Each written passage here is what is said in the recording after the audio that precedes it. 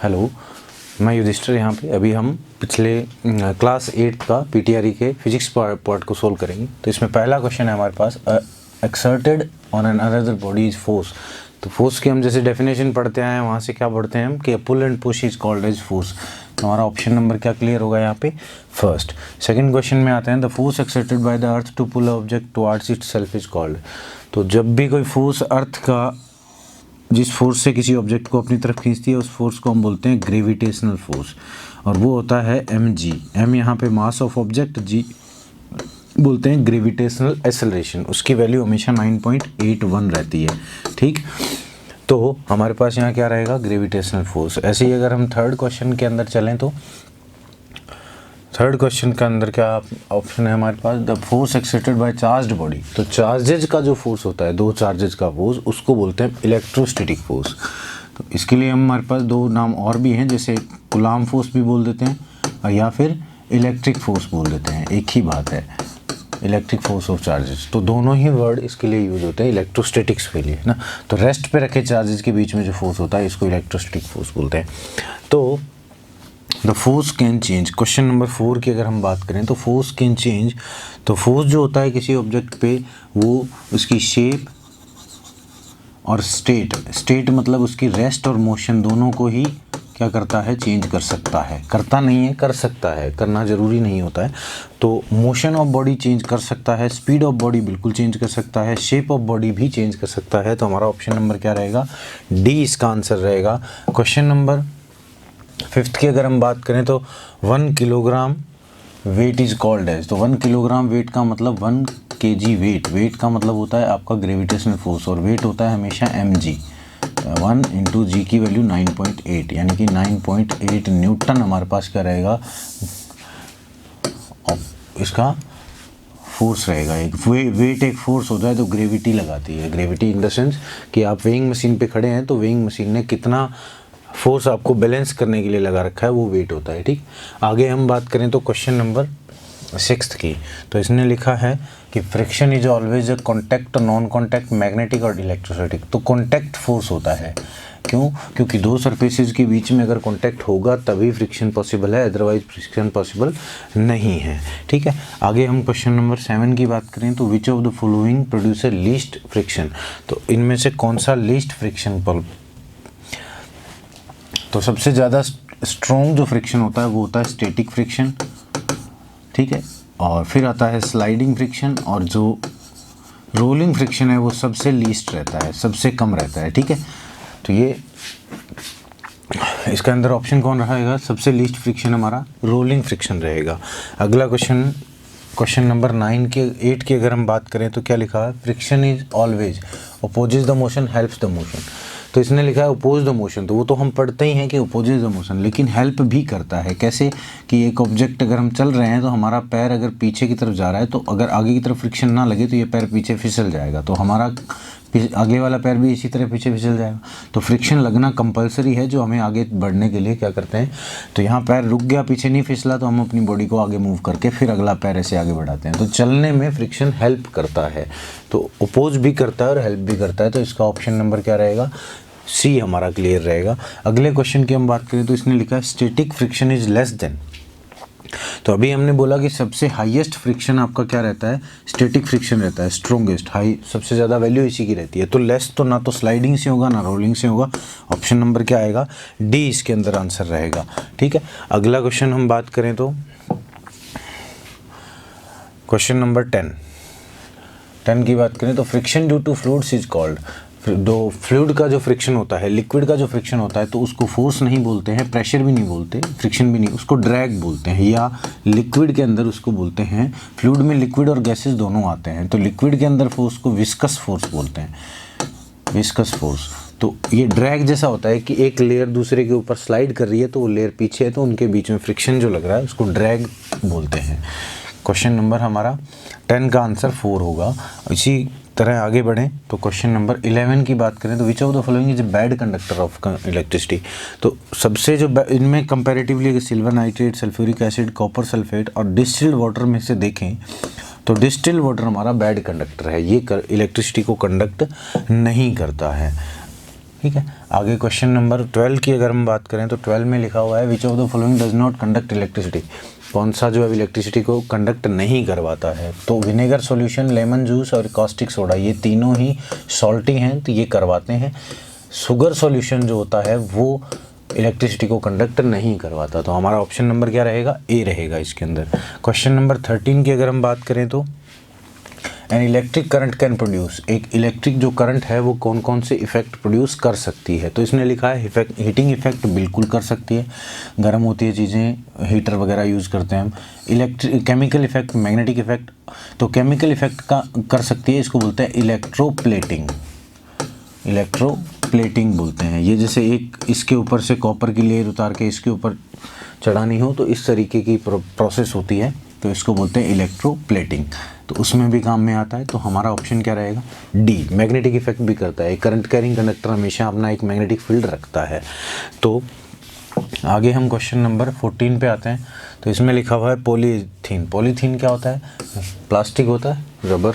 तो वो हमारा क्या होता है कि इलेक्ट्रिसिटी को कंडक्ट नहीं करता है, तो कंडक्टर तो नहीं होता है, इंसुलेटर रहेगा। तो ऑप्शन नंबर हमारा बी क्लियर रहेगा। इसी तरीके से क्वेश्चन नंबर 15 की अगर हम बात करें तो इलेक्ट्रोप्लेटिंग, इसमें क्या बोला है, इलेक्ट्रोप्लेटिंग कैसा इफेक्ट है। तो हीटिंग नहीं है, फिजिकल भी नहीं है, मैग्नेटिक भी नहीं है, कौन सा है, केमिकल इफेक्ट है वो। तो क्वेश्चन नंबर 15 का आंसर बी रहेगा हमारा। क्वेश्चन नंबर 16 के अंदर अगर हम आते हैं तो इसके अंदर क्या लिखा हुआ है, एन इलेक्ट्रोलाइट इज, इलेक्ट्रोलाइट क्या होता है, जो लिक्विड बैटरी के अंदर भरा रहता है वो, तो इलेक्ट्रिसिटी कंडक्ट करता है। तो a liquid that conducts electric current is called as electrolyte. इस तरीके से हमारे क्वेश्चंस के फिजिक्स के पोर्शन के सारे क्वेश्चंस हमके सामने हैं। हेलो एवरीवन, मेरा नाम अमित कुमार राय है और आज हम क्लास 8 का प्रिंस ओलंपियाड का सॉल्यूशन केमिस्ट्री का देखने जा रहे हैं। आइए देखें हमारे पास जो क्वेश्चंस हैं वो कौन कौन से हैं। सबसे पहला क्वेश्चन है, what is the other name of artificial silk. Artificial silk जो है उसको दूसरे नाम में क्या नाम देते हैं, मतलब आर्टिफिशियल सिल्क किस चीज़ का दूसरा नाम है। तो हमें पता है कि अगर कोई चीज़ नेचर में पाई जाती है, नेचुरल है, तब तो हम उसको नेचुरल सिल्क के रूप में वूल से प्राप्त करते हैं। बट अगर आर्टिफिशियल है तो ये रेयॉन कहा जाता है। तो the answer will be rayon. Rayon जो है वो आर्टिफिशियल सिल्क का नाम है, दूसरा नाम है। नेक्स्ट अगर हम क्वेश्चन देखें तो लिखा है which fibre is used as artificial wool. अभी आर्टिफिशियल सिल्क के बारे में पूछा था, नेक्स्ट हमारे पास आ गया आर्टिफिशियल वूल। तो आर्टिफिशियल वूल के अंदर में हम बोलते हैं एक्रेलिक, जो हमारे पास है दैट इज आर्टिफिशियल वूल। तो एक्रेलिक फाइबर जो हमारा होगा वो आंसर होगा एक्रेलिक वूल के लिए, आर्टिफिशियल वूल का। नेक्स्ट जो क्वेश्चन है वो है the strongest synthetic fibre is, मतलब हमारे पास जो सबसे स्ट्रॉन्गेस्ट सिंथेटिक फाइबर है वो क्या है।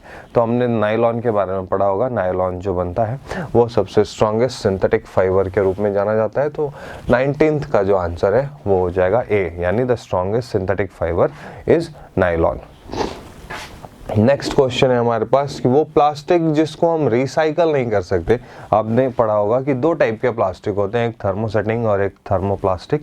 तो वे जो बायोडिग्रेडेबल प्लास्टिक्स होते हैं उनको तो हम रिसाइकल कर सकते हैं, बट जो नॉन बायोडिग्रेडेबल प्लास्टिक्स होते हैं वैसे जैसे कि बेकलाइट, वो हम रिसाइकल नहीं कर सकते। तो आप वैसे भी देख लें कि जूट, रेयॉन एंड पेट्रोकेमिकल्स, ये सारे नेचुरल फाइबर से बनने वाले जो पार्टिकल्स हैं या पेट्रोलियम प्रोडक्ट से बनने वाले फाइबर्स हैं, ये तो रिसाइकल किए जा सकते हैं। बट जो हमारा लास्ट है Bakelite, Bakelite can not be recycled. तो हम आगे बढ़ते हैं अगले क्वेश्चन की ओर। नेक्स्ट हमारा जो क्वेश्चन है वो है 21 और 21 नंबर क्वेश्चन में हमारे को ये पूछा गया है कि वैसे पॉलीमर्स जो कि large number of glucose unit से बनते हैं, ग्लूकोज का फॉर्मूला आपको पता है C6H12O6। तो अगर इन बहुत सारे ग्लूकोज यूनिट्स को एक साथ जोड़कर हम कोई एक पॉलीमर बनाएं तो ये पॉलीमर ग्लूकोज का क्या कहा जाएगा, तो हम इसे बोलते हैं सेल्यूलोज। ये एक सेल्यूलोज फाइबर के रूप में हम पढ़ते हैं, तो पॉलीमर सेल्यूलोज बनेगा। नेक्स्ट जो हमारा क्वेश्चन है वो है which of the following is natural fibre obtain from plant. बहुत ही सिंपल है, एक सबसे इंपॉर्टेंट नेचुरल फाइबर जो कि प्लांट से हमें मिलता है हम उसको बोलते हैं कॉटन। तो हमारे पास में जो आंसर है इसका वो है कॉटन। नेक्स्ट अगर हम क्वेश्चन की ओर बढ़े तो हमारे पास 23 नंबर का क्वेश्चन आता है। 23 नंबर का क्वेश्चन है, n oxide is acidic and has a pungent order. Pungent order का मतलब क्या होता है कि ऑक्साइड्स के अंदर हमारे पास प्रॉपर्टी वाइज चीज़ें जो है वो ख़राब है। मतलब ख़राब क्या है, स्मेल उसकी बदबूदार है। और पंजेंट ऑर्डर के साथ में ऑक्साइड एसिडिक है। हमें पता है कि मेटल्स और नॉन मेटल्स चैप्टर के अंदर मेटल्स के ऑक्साइड बेसिक नेचर के होते हैं और नॉन मेटल के ऑक्साइड्स एसिडिक नेचर के होते हैं।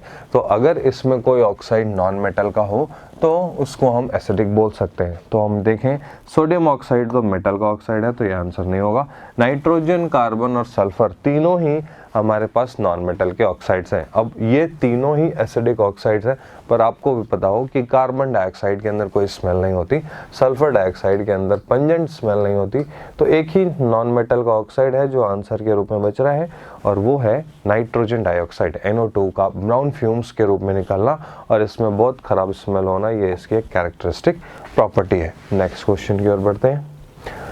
Acid used in I wash. I wash को जो हम यूज़ करते हैं तो उसके अंदर ऑक्जेलिक एसिड पाया जाता है। एक मेमोरी बेस्ड क्वेश्चन है, तो हम देखेंगे इसके अंदर कि हमारे पास में आई वॉश के अंदर यूज़ करने वाले, सॉरी ऑक्जेलिक नहीं, बोरिक एसिड होता है। ऑक्जेलिक एसिड जो टमाटर में पाया जाता है वो इसके अंदर में ऑप्शन पहला दे रखा है, तो ये ऑक्जेलिक एसिड तो टमाटर में पाया जाता है। इसका मतलब ये आई वॉश में यूज़ नहीं कर सकते। नाइट्रिक एसिड एक मिनरल एसिड है, मिनरल एसिड को भी हम यूज़ नहीं कर सकते। तो हमारे पास जो ऑप्शन बचता है वो है boric acid, that is H3BO3, और यही हमारा आंसर है जो कि आंखों को साफ करने के लिए यूज़ में लिया जाता है। नेक्स्ट हम देखें तो हमारे पास अगला क्वेश्चन है, the most reactive metal.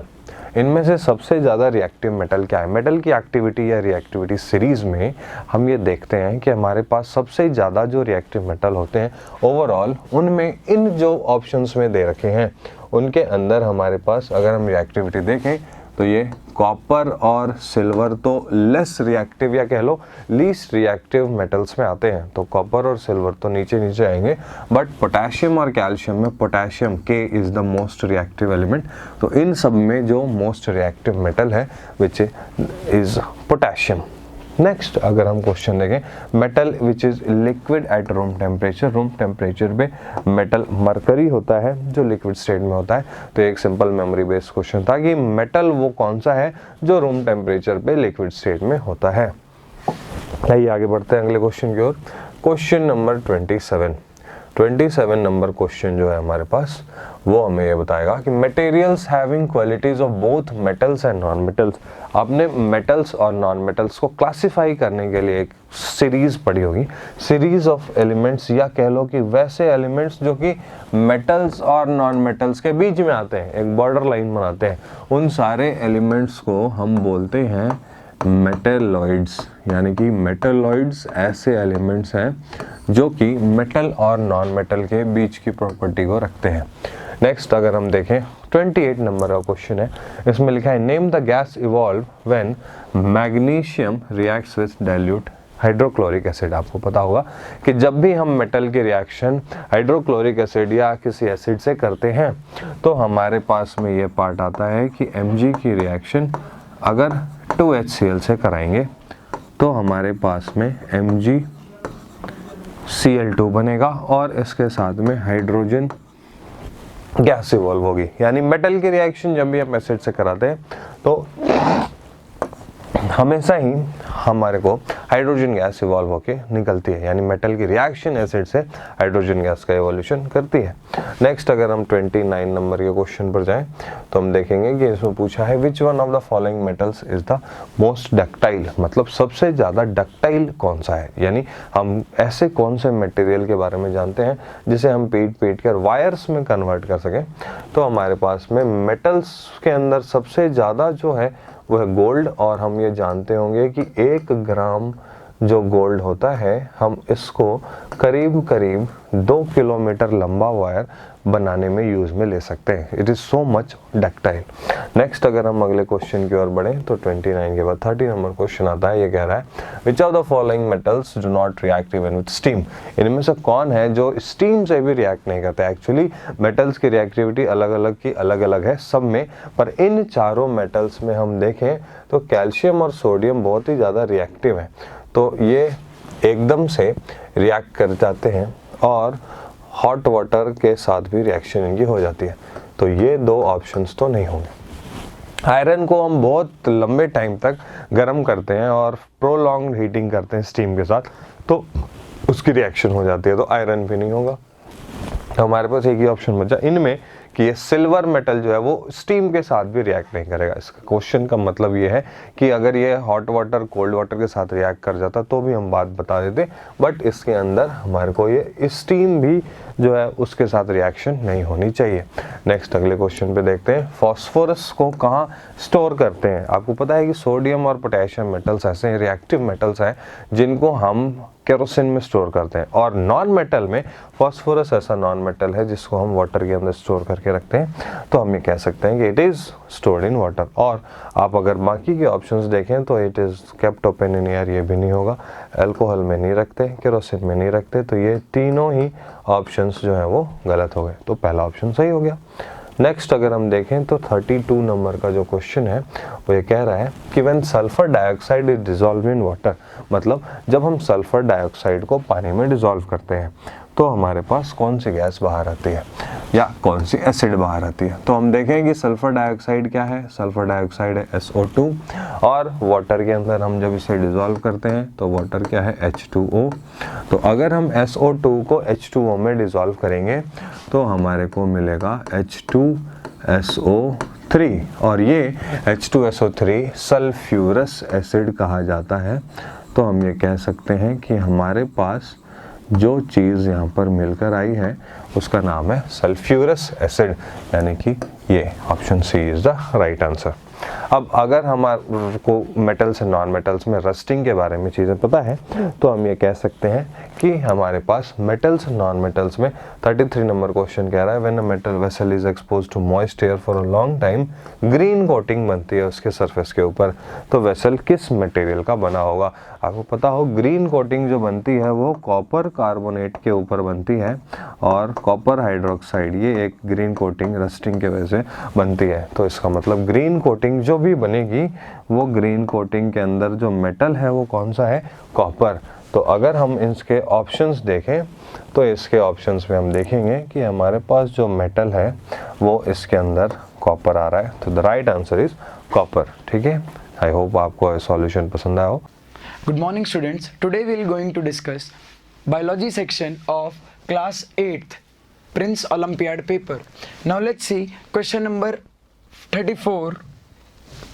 Which of the following conditions not essential to grow maize? The correct answer is low temperature, because maize requires high temperature for its growth. Now let's see question number 35. The term used for the process of separation of grain from chaff, grain from chaff को अलग करने के लिए process कौन सी use होगी? The correct answer is threshing. Question number 36. Which of the following tool would a farmer use to remove weeds from the field? Hoe, plow, axe, cultivator. The correct answer is will be hoe. Now let's see question number 37. The process of loosening and turning of soil. Loosening and turning of soil is known as tilling and plowing respectively. Now let's see question number 38. Which of the following reproduces only inside a host cell? The correct answer is virus, because only virus have the capability to reproduce inside a host cell. Now let's see question number 39. Pathogenic microorganism present in host cells are killed by medicines called painkiller, antibiotics, antibodies, vaccines. The correct answer is antibiotics, because antibiotics,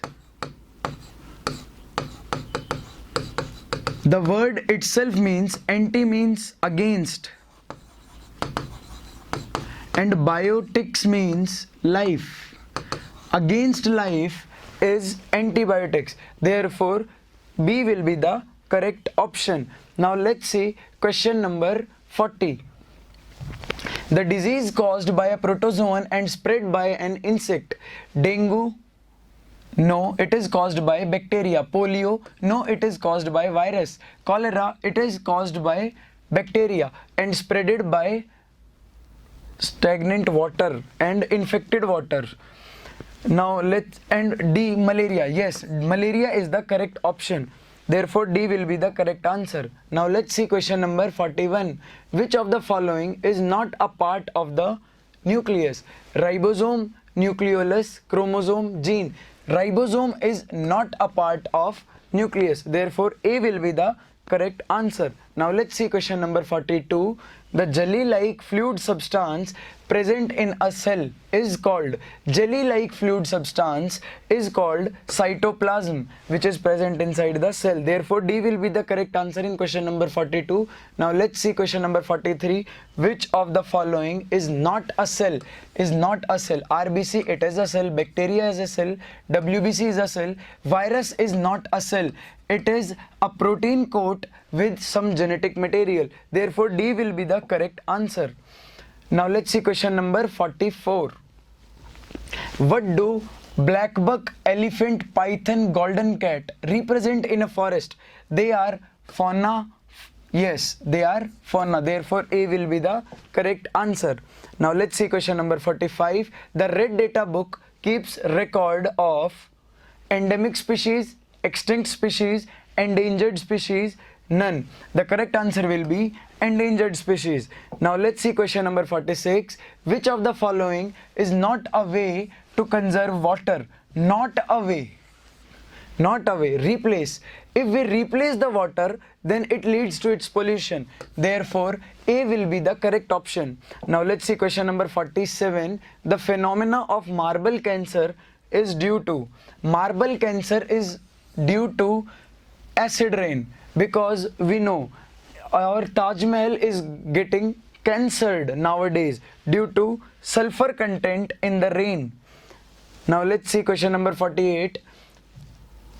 For the metamorphosis of tadpoles, which of the following elements must be available in water? The correct answer will be iodine, because iodines are the necessary element for metamorphosis of tadpoles. Now let's see question number 49. Chemical controls which changes? Chemicals. Now let's see question number 49. Chemicals which control changes at adolescent stage are known as C. Hormones are the chemicals which control changes at the age of adolescence. Now let's see question number 50. Cheek cells do not have. They have cell membrane. Yes.